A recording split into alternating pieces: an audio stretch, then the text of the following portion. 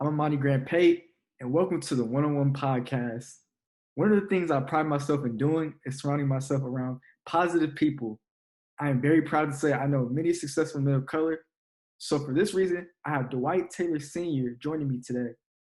He's an Amazon best-selling author, founder of Real Manhood One-on-One, TED Talker, professional development coach, and Christian rapper. Dwight, thank you for joining me. Going on, my man? Thank you so much for having me. Excited about what you're doing. I'm not gonna get into too much of the backstory, but I've been knowing you for a long time, man. You actually interviewed me when you was a young guy. You know what I mean? And so just to be on your podcast is a great thing, man. Yeah, it's dope that this is our second interview. Do you remember our conversation on that day? Actually, I don't remember like the particulars, but what I do remember is your poise and your demeanor and just how confident you were. I don't even know if you were in the eighth. I don't even remember what grade you were in, but I know you had a whole bunch of confidence to be such a young man at that time, and I knew you had something special in you. And so to see your journey along the way and see where you are now, that's what I remember, and I'm excited to see that you've continued to do what it is that you love to do. Yeah, I was in the eighth grade, and I remember seeing you on one of those flyers that said that you were doing like a free concert at your buddy Tony Stewart of the Oakland Yeah, Raiders. yeah. And I was a kid, so I was excited. I'm like, I want to meet this rapper. So I started researching you. But now I'm interested in knowing what kind of influences were you surrounded by positively and negatively growing up, and which did you gravitate more to early? My mother and father were 17 and 18 when they had me. And fortunately, they had a great support system in my grandparents, my aunties, my uncles, my cousins. And we've all heard it takes a village to raise a child. And so I'm grateful that my parents at such a young age had that village around them. So in that aspect, I was surrounded by some great influences in my family. They were very much loving, very much caring, very much positive, influential people in my life, not just at that time, but throughout the duration. And those same people that I had in the beginning are still those same people today. And so I had great positive influences in my life. If I were to think about a negative influence at that time, it may have just been some of my surroundings, right? I'm from Richmond, California. So there were some things that were going on around me that made me question which way I wanted to go. If I wanted to go down the path that my family and my support system was telling me to go down, or if I wanted to, be a knucklehead and go my own path and try to learn, through the hard knocks of life. And so I would say a little bit of my surroundings. I could also be honest and say there were some times where some of the music I was listening to at that time was influencing me because I was such an impressionable young person at the time. And so things that I was listening to, I wasn't necessarily acting out to the fullest degree, but it was influencing my thoughts, and my thoughts influenced my words, and my words influenced my action influenced my habits influenced my character. And so I was somewhat taking on some of those things that I was, putting in. So to this day, I encourage people, especially young people, to be careful of what you put in here and what you consume through here, because those things end up coming out at some point. That's a good point. So did those experiences make you want to become a Christian rapper? Musically, my mother and father were very musically inclined still to this day. My dad was a DJ for a rap group back in the day. My mother was a singer. She sings in the choir. And so I always was around music. I wrote my first rap at the age of 5. And my dad, I think, still has the cassette tape. I don't even know if you know what that is, man. I'm a little bit older, but my dad, I think, still has the cassette tape. And so I've been rapping and performing for a very long time. What actually caused me to become a person who raps about their faith was just my life changed at the age of 23. God impacted my life, and so my heart changed. I still had the motivation to rap, but prior to 23, I was rapping about what I loved, and that was women, money, and any and everything that could please me. So the rapping was still there, and I was rapping about what was in my heart. But now, after the age of 23, my heart changed. So I continue rapping, continue perfecting my skill, but my heart had changed. So now I'm talking about things that were impacting my heart, which was God, which was family, which was positivity and encouragement. And so, those are some of the things that encouraged me to go along that path of rapping. So basically, you were doing your music for God when your life changed. 100%. 100%. So how did you go from being a Christian rapper to a public speaker, man? You gotta get it. Yeah. It was actually a natural flow for me, right? Because even when I was rapping, if you came to one of my concerts, in between my songs, Mm-hmm. I would talk and share about either the song that I had just, performed, or the song Mm-hmm. that I was getting ready to perform. Mm-hmm. And so I would talk for about 2 to 5 minutes in between songs, where back in the day, Christian rap or just you know uh, rap in general, when you go to a concert, it's just like song after song after song after song, not really any talking or anything. So me, I wanted to be different. I wanted to stand out. I wasn't created to fit in. I wasn't created to be normal, average. I was created to be phenomenal, amazing. I put words together, phenomenal, amazing. And so in that time, I was like, what can I do to stand out from the rest of the crowd, right? And what I could do is give a little bit of information about what people just heard and what people will hear. And so what happened was, in these concerts, people would hear me talk, Mm-hmm. and parents more so would be like, wow, you're a great speaker. You ever thought about speaking in schools? Can you come to my kids' school? Can you come and speak here? Can you come to this event? And so it was literally a natural flow. So as I was rapping, I was speaking. So I've been speaking a long time. I actually have been speaking longer than I was rapping. I started speaking when I was in college. And so I was speaking and then rapping, and it really just started to be a natural progression for me to start speaking in schools, K through 12, to start speaking for the YMCA, start speaking for the Croc Centers, and just different locations, speaking at Rotary Club. So for me, it was literally a natural transition, because what I share with people is that, yes, I was a rapper, and yes, I'm a public speaker, but first and foremost, I'm a communicator, right? Like I'm an effective and professional communicator. I just decide on which medium to use for the audience that's in front of me. Right. I like when you were rapping, like you talk about meaningful like topics. Life, I had to really be authentic and really be transparent about who I was, and let people see my ups, my downs, my highs, my lows, my goods, my bads, so they can see that, hey, I'm not too much different from you. The only thing that makes me a little bit different from you is that I make a conscious decision every single day to be a better version of the person that I was the day before. What defining moment led you to your purpose? Um, I think I had a few of them, right? Like one of them was just having the support system that I had. So it was like a continuous defining moment, with having the people around me who loved God, having the people around me who cared about family, having the people around me who cared about others. So I always had those influences and those examples in my life. And at the age of 23, I just really got to a point, man. My oldest son, Dwight Jr., Mm-hmm. he was 3 years old at the time, and he was mimicking every single thing that I did. Right, I was 23, he was 3, and he's following everything. At that time, 50 Cent was hot. You know what I mean? And so I'm rapping all the 50 Cent songs, Many Men, every song that 50 had, on his Get Rich or Die Trying album. And I would have my son in the back seat, and all of a sudden I would hear him rapping these words. And as a young kid, Mm-hmm. 22, 23 years old, I'm thinking that's cool, right? Right. That my son is rapping these words.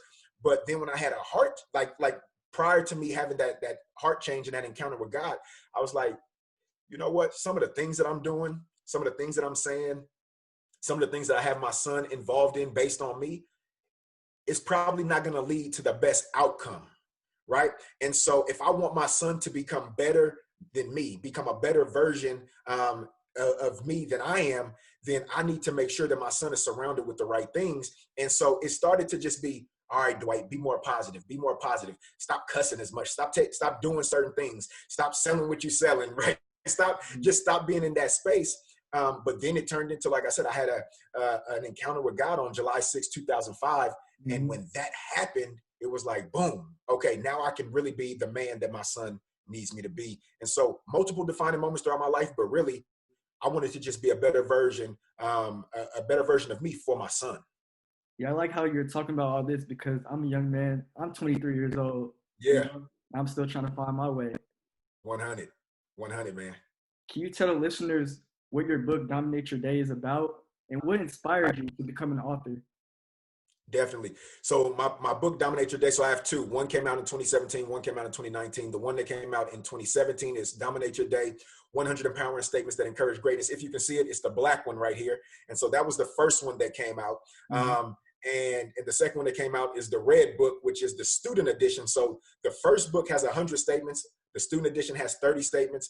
And literally it's simply about encouraging greatness with empowering statements, right? I am here to encourage people to be the best version that they can be every moment, second, minute, hour of every day, every week, every month, every year for decades until they die. Because if they focus on being the best them, then not only will that change their world, but that can possibly change the world, right? If you focus on being your best you, and I focus on being my best me, and the people who are listening and watching this podcast right now focus on being the very best them, the world will look a lot different. And so the book is simply about, one, self-awareness. Like, learn you. Like, get to know who you are. Get to know what you love, what you don't love, what you like, what you don't like, what you're willing to stand for, and what you're willing to compromise for.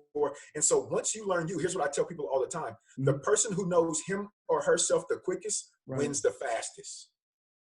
When you know you, you start making decisions based off your future you and the best version of you. And so that's really what this book is about. It has some transformational and transparent stories in there. It has some great questions that can open yourself up to who you want to be and why you do what you do, and what pushes you and what moves you in certain directions. And so that's what the book is about. Self-awareness, being proactive, being intentional about dominating your day. And dominate your day is my mantra. I mean, that's the shirt that I have on, and it simply means bring the very best version of you to every interaction that you have, right? I told myself, I'm about to be on with my man this morning for this interview. I want to bring the best version of me to this moment, right? So I had to prepare for this moment. I had to get myself in the right mindset for this moment so I can bring my best to this moment. So that's what the book is about. What inspired me was actually my auntie Angelique. She passed away in February 2016, and she was a writer. She was the writer in our family. Right. And we knew that she was going to write books. She written many poems and many writings that she had. And we just knew that she was going to be the writer, the author in our family. And, unfortunately, she passed before she had a chance to do any of that. And so for me, it was almost like a way to honor her by saying, I know that you wanted to do this. And even though you didn't get to, I'm going to do it. And if you open up the first book, the Dominate Your Day 100 Power Statements, as soon as you open it up, you see that I dedicate the book to her. That's dope. So Dwight, can you tell me the difference, like, in the messages between the non-student version and the student version? Yeah. So the student version, the big difference is obviously there's 70 less statements in that book, right? Than the original. But the student version is specifically focused on social emotional learning. Educators know that as SEL. And so it's really focused on the 6 core competencies of SEL. So I'm talking about self-awareness. I'm talking about self-management. I'm talking about growth mindset, responsible decision-making. I'm talking about relationship building. I'm talking about all these things that can help young people become the very best version of them. So it's very honed in and very specific to young people becoming the best social emotional learners that they can be, so they can go from learning to actually being and becoming. Right. And so that's really the biggest difference in the books. I say get both books, right? Because there's so much that a person who, and it's called the student edition because I'm a believer that, yes, it's for students. It can be specific for students K through 12 or even in college. Like right now, there's a college professor who's using the student edition book in his college courses. But I say, if you're a learner and if you feel like you're a student of life, you can be 88 years old and the student edition can work perfectly for you. Right. Or you can say, you know what, I want more than these 30 statements. I want 70 more of those statements, and you get the original version. And so that's pretty much the difference. One of them is specifically focused on our students and people becoming better social emotional learners. You are also the founder of Real Manhood 101, a program that prepares young men for the future. What skills are the program teaching the participants? Yeah, so to sum that up, the Real and Real Manhood is an acronym, and it stands for reject passivity, expect a greater reward, accept responsibility, and lead courageously. Important. So that is our framework, and everything that we do is based on that framework. So to break it down real quick, reject passivity just means don't be passive about things. Don't just let things happen to you. Be proactive, be intentional, and be aggressive about being the very best you and making the most healthy decisions that you can be, right? That you can make. And so that's reject passivity, like not being passive. And and if I break it down even more, it's saying that if you and I are walking down the street, Right. and you are eating something, and you just decide that I'm just going to drop this on the ground. I'm not going to put it in the garbage can, or I'm not going to put it in the recycling bin. If I'm walking behind you, I'm not going to be passive about that. I'm going to actually pick it up and throw it away, even though I didn't drop it, right?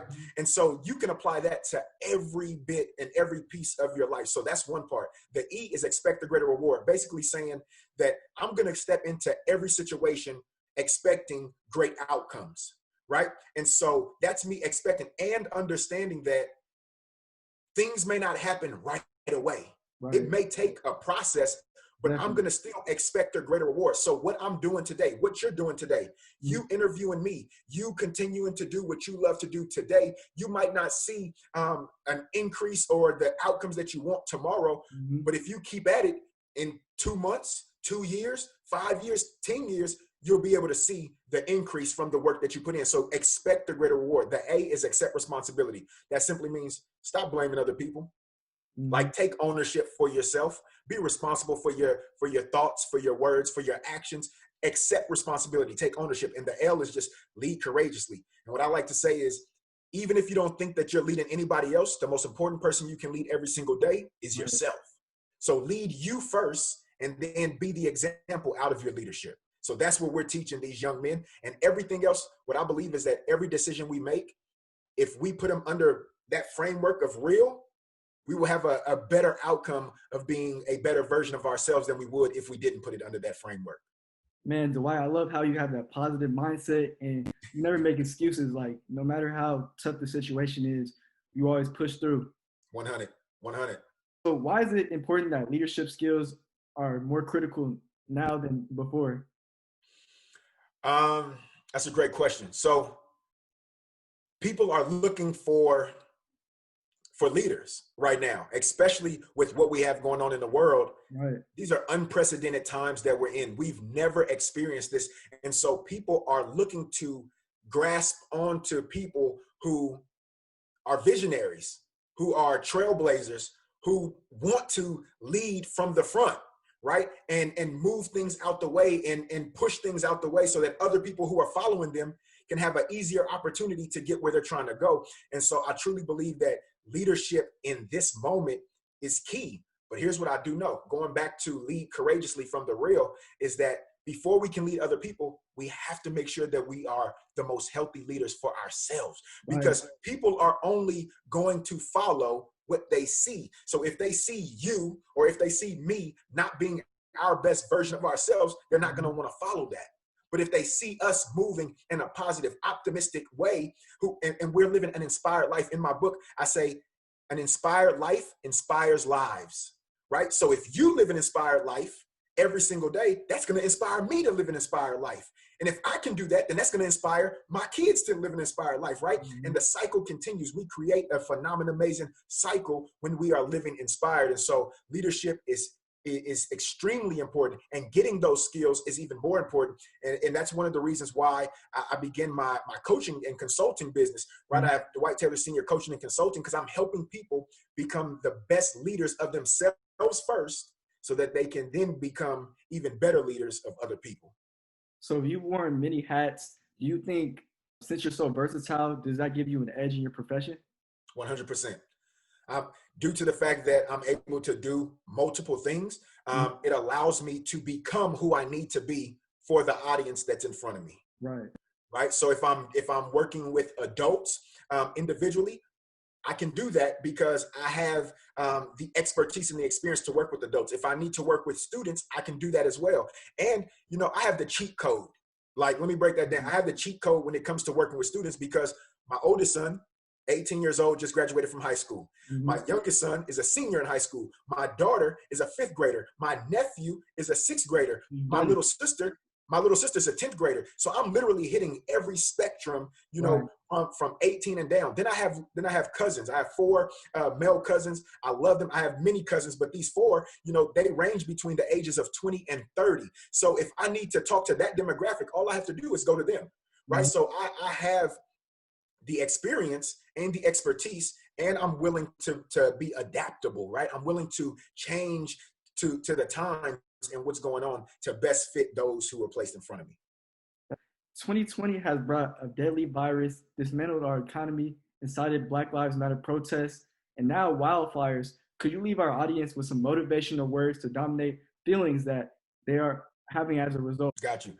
So here's what I'll say to right now. Everything that you just named, I want to encourage your listeners, your viewers, with 2 words first: respond well. Respond well. And here's why I say that. There are many things in our life that we are not able to control. My grandfather, Pops, my hero, my mentor, he told me a long time ago, control what you can control, grandson. Mhm. Control what you can control. There are those things that you said, we might not be able to individually control those things, Right. right?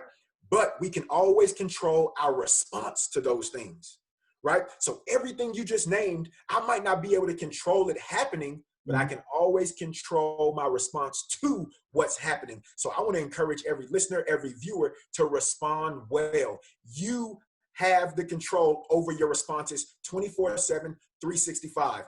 Period. Like, you control how you respond.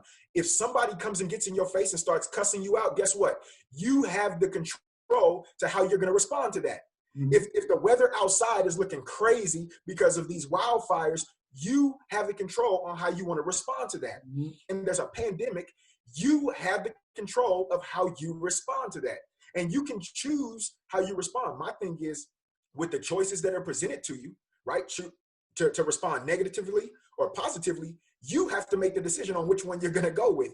And Right. so I encourage anybody, from those that I work with who are my clients, my kids, my family members, I say, listen, why not respond in the most effective and optimistic way every single time, right? Why not go into it just responding well? And yes, that doesn't mean that you're going to be perfect, but it does mean Mhm. control what you can control and respond well. The second piece of that is a statement from my book, and it really just says, your storm does not come to break you, but it comes to shape you. That's deep. Your storm. So if your storm are the protests, if your storm is the racial injustice, if your storm is the pandemic, if your storm are the wildfires, if your storm is the finances, if your storm is broken relationships, if your storm is whatever your storm may be, that storm did not come to break you. It actually came to shape you, make you, and mold you into the person that you were designed and created to be. So that's what I want to leave you with, right? And if we can respond well and understand that, then we can always be grateful. And Monday through Friday, if you follow me on my Instagram and you go to my stories, you'll see that I'm always doing something I call grateful vibes only. And that's where I'm starting my day the grateful way, right? I am making sure that gratitude is my greatest attitude. And so I want to encourage anybody watching and listening to start your day the grateful way. Find one thing, at least one thing that you can be grateful for. Even Mhm. if that one thing is just that you woke up that morning. Right. Maybe you Yeah. woke up with a headache.